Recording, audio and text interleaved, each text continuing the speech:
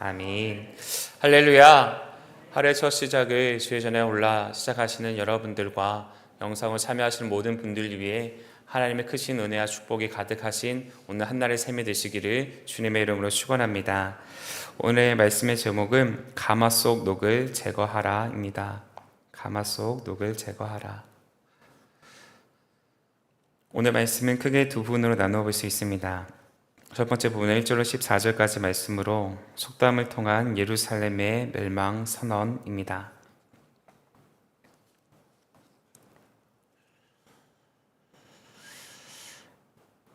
두 번째 부분은 15절로 27절까지 말씀으로 표징을 통한 예루살렘 성전의 파괴입니다.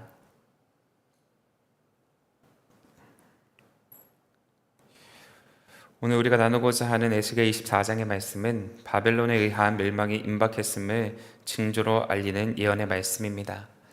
본문 1절에서 아홉째, 열째 달, 열째 날에 하나님의 말씀이 에스겔에 임하였다라고 말씀하고 있습니다. 즉 바벨론의 느부갓네살 왕이 예루살렘을 침공하기 시작한 해에 주어졌다라는 것입니다. 이렇게 급박한 상황 속에서 하나님은 에스겔을 통하여서 예루살렘이 녹슨 가마와 같다라고 말씀하십니다. 그리하면서 가마로서의 제 기능을 하지 못하고 있다고 질타하고 계십니다. 바로 오늘 말씀을 통하여서 우리의 삶에 자리한 가득한 녹을 어떻게 제거할 수 있는지, 또 그 방법이 어떠한 것인지에 대해서 함께 나누며 영적인 교훈과 기도의 제목을 얻고자 합니다. 첫째로 회개의 눈물로 제거해야 합니다. 본문 6절의 말씀입니다. 그러므로 주 여호와께서 이같이 말씀하셨느니라. 피를 흘린 성읍 녹슨 가마 곧 그 속에 녹을 없이 하지 아니한 가마여 화 있을진저 제비 뽑을 것도 없이 그 덩이를 하나하나 꺼낼지어다 라고 기록하고 있음을 볼 수 있습니다. 예루살렘이 녹슨 가마와 같다라고 말씀하고 계십니다. 가마의 용도는 그곳에 음식을 만드는 데 있습니다. 우리에게 필요한 양분을 섭취할 수 있도록 식재료를 조리하는 데 필요한 도구가 바로 가마이죠. 그렇기 때문에 이 가마는 그 어느 곳보다도 청결해야 합니다. 자칫 잘못하면 여기서 조리된 음식을 먹고 탈이 날 수 있기 때문입니다. 그런데 오늘 말씀을 통해 만나는 가마의 모습은 녹이 슬어 있습니다.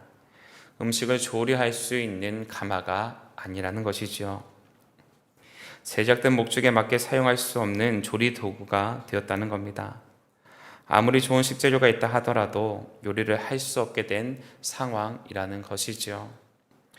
오늘 말씀에서 녹이라고 번역되어져 있는 히브리어 헬라라는 말은 부정하다라는 뜻을 의미합니다. 다시 말해 가마가 부정해졌다는 겁니다. 다르게 표현한다면 하나님께서 주시는 영적인 자원을 조리해야 하는 이 도구가 상하였다는 겁니다. 부정해져서 더 이상 조리를 할 수 없는 상황에 놓여 있다는 것입니다. 이스라엘이 이렇게 변해버린 것에는 여러 가지 이유가 있지요. 성경은 곳곳에서 이러한 이유에 대해서 설명하고 있습니다. 특별히 이스라엘이 하나님 뜻에 부합하지 못한 삶을 살아간 이유들에 대해서 설명하지요. 이사야 1장 23절에서는 내 고관들은 패역하여 도둑과 짝하며 다 뇌물을 사랑하며 예물을 구하며 고아를 위하여 신원하지 아니하며 과부의 송사를 수리하지 아니하는도다 라고 말씀하고 있습니다.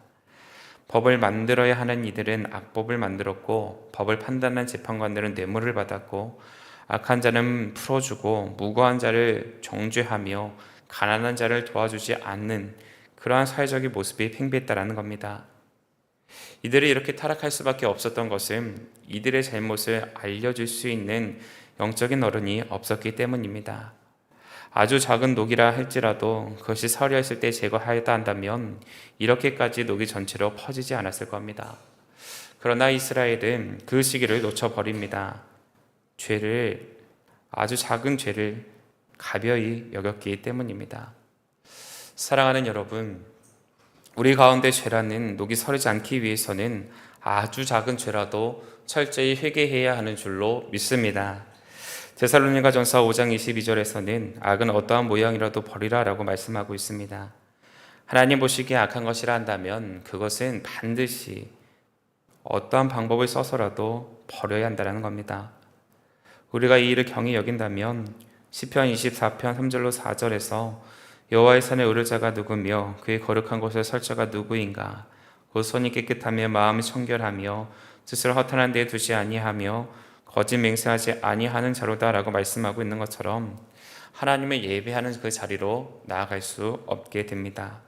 예배의 자리를 잃어버리고 종국에는 하나님의 영광을 드러내지 못하는 삶이 되어져 버린다는 겁니다.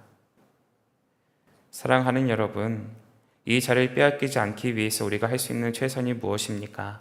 바로 회개하는 일입니다. 하나님 보시기에 아주 작은 죄라 할지라도, 다른 사람은 모른다 할지라도 내가 알고 있는 나의 연약함, 내가 알고 있는 나의 부정함, 하나님 보시기에 신실하지 않은 나의 모습들에 대해서 철저히 자백하는 훈련이 있게 될 때에 하나님께서 저와 여러분을 통하여서 하나님의 영광을 드러내는 데에 사용하여 주실 줄로 믿습니다.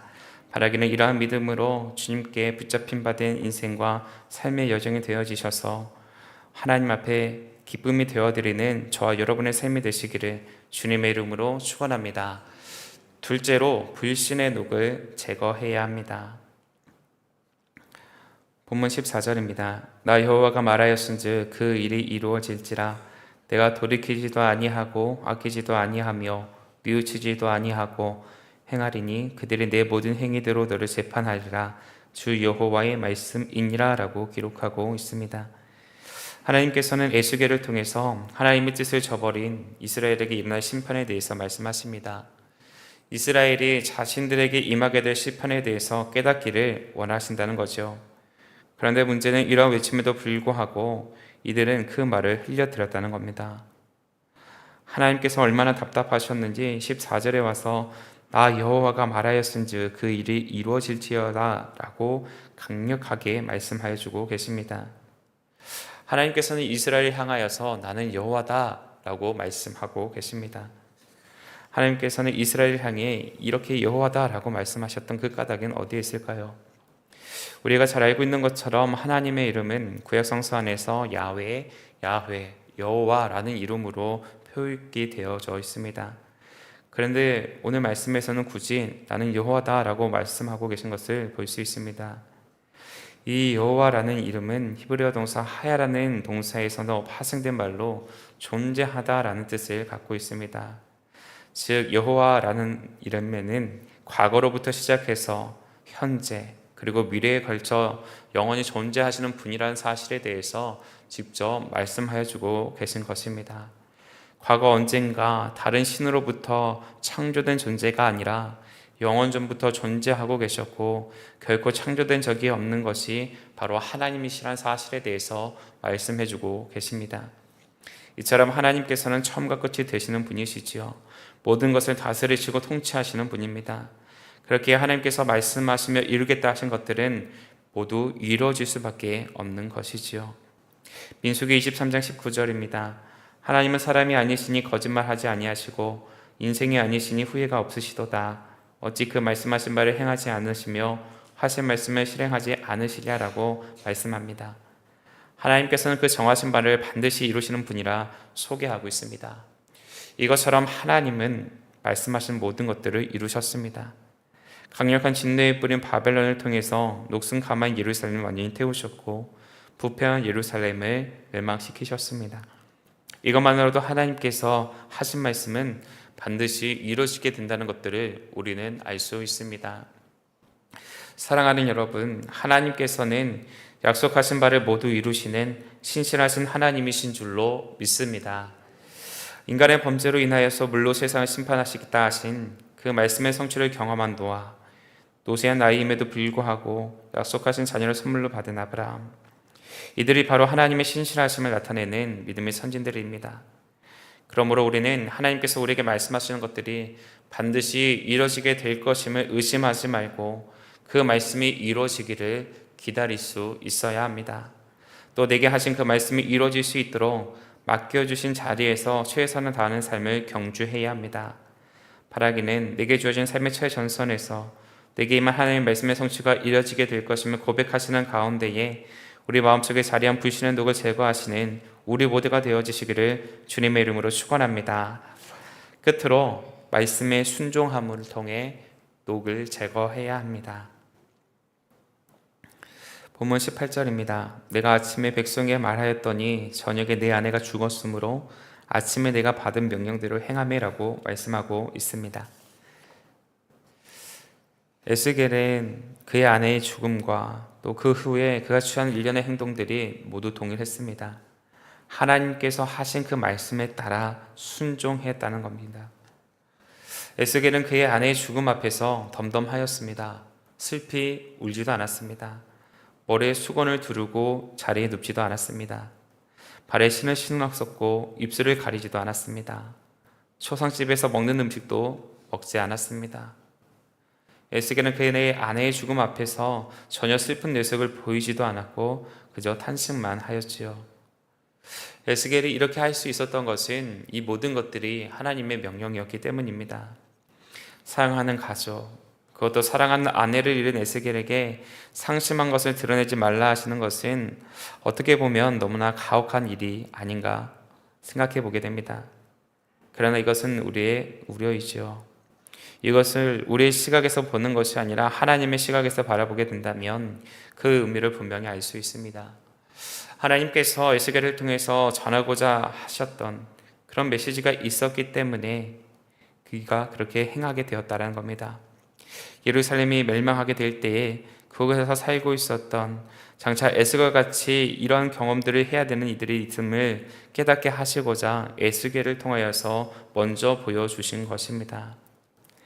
이것처럼 에스겔은 하나님의 뜻을 전하는 통로로 쓰임받기 위하여 사랑하는 아내의 죽음 앞에서도 하나님께서 자신에게 주신 그 사명을 담담하게 지키고 또한 실행하였던 겁니다. 사랑하는 여러분, 하나님께서는 택하신 백성들을 통하여서 당신의 뜻을 전하시는 줄로 믿습니다. 에스겔은 그의 아내를 잃은 상황 속에서도 태연하게 평범한 일상을 보냅니다. 사랑하는 아내를 잃은 상황에서도 깊이 애도하지 아니하고 그저 하나님의 말씀 앞에 순종하며 나아가는 모습들을 주변의 사람들이 지켜보게 됩니다. 그리고 어찌 저렇게 살아갈 수 있는가 의심의 눈초리를 가지고 다시금 쳐다보게 됩니다. 그리고 에스겔이 전하였었던 그 내용들이 무엇인지 집중하게 됩니다. 사랑하는 아내를 잃었음에도 불구하고 저 일을 감당하고만 있는 저 이의 마음의 중심에는 어떤 뜻이 있었는지를 면밀하게 살펴보기 시작했다라는 겁니다. 그리고 이렇게 질문합니다. 본문 19절입니다. 백성이 내게 이르되 내가 행하는 이 일이 우리와 무슨 상관이 있는지 너는 우리에게 말하지 아니하겠느냐 하므로 라고 말씀합니다. 자신과 관련된 일이 무엇인지 알려달라고 요청하기까지 하는 것을 볼 수 있습니다. 폐역하고 완악한 그들이었지만 사랑하는 아내의 죽음 앞에서도 하나님의 뜻을 따라 그분의 말씀을 전하는 에스겔을 보면서 그가 전하고자 했던 말이 괜한 헛소리가 아니란 사실을 깨닫게 된 것이지요. 이것처럼 하나님께서는 택하신 백성들을 통해서 하나님의 뜻을 전달하십니다. 귀를 닫고 마음의 빗장을 채운 이들을 향하여서 하나님의 뜻을 깨달을 수 있도록 하나님의 백성들을 통하여서 이들의 마음을 여시는 겁니다. 에스겔의 전적인 헌신과 순종이 닫혀 있었던 귀와 마음을 열게 하였고 그것으로 인하여서 이들이 하나님의 뜻을 알아가게 되었던 것을 우리는 볼 수 있습니다. 그러므로 우리 또한 맡겨진 삶의 자리에서 하나님의 사랑을 모르고 살아가는 이들에게 삶으로 하나님의 뜻을 나타내 보여야 하는 줄로 믿습니다. 바라기는 오늘 하루 우리에게 주어진 삶의 현장에서 말씀의 삶으로 살아내심을 통하여서 주의 말씀에 이 땅 가운데 일어나가시는 그로 말미암아 많은 이들을 주님께로 돌아가게 하는 데 쓰임받는 마중물이 되시는 저와 여러분의 삶이 되시기를 주님의 이름으로 축원합니다. 기도하겠습니다. 사랑하는 감사합니다. 오늘도 저희들에게 귀한 한날의 삶을 허락하여 주시고 에스겔의 말씀을 통하여서 우리의 삶의 자리 가운데 가득하여져 있었던 녹을 제거할 수 있는 방법이 무엇인지 깨닫게 하시니 감사를 드립니다. 회개의 눈물로 녹을 제거하게 하시고 불신의 녹을 제거케 허락하여 주시어서 하나님의 말씀 앞에 끝까지 순종하며 나아가는 우리 모두의 삶이 되어질 수 있도록 역사하여 주시옵소서. 이 시간 주님 앞에 정석과 구별하여 드리는 예물이 있습니다. 어려운 중에서도 하나님 앞에 두 랩돈을 드리는 그 믿음의 고백에 담겨져 있사오니 이 그 믿음의 고백 위에 하나님 응답하여 주시되 흘러 넘치게 힘들어 차고 넘치게 큰 복을 허락하여 주셔서 주님께 드리는 이 손길들 날이 갈수록 커져갈 만 갈 수 있도록 복내려 주시옵소서. 평생에서 신음하고 있는 사랑하는 환들을 기억하여 주시되 늘 아버지 하나님의 도우심과 인도하심을 구하며 나아가게 될 때마다 치유 회복의 역사를 경험케 하시고 이것을 통하여서 하나님 앞에 영광 올려드리는 복된 삶이 되어질 수 있도록 완전한 치유와 회복을 명하여 주시옵소서. 오늘 한날의 삶도 주님께 맡겨드립니다. 주님 안에서 승리하는 한날 되게 하여 주옵시기를 간절히 비고 원하오며 우리 주 예수 그리스도의 이름으로 기도하옵나이다. 아멘. 이 시간은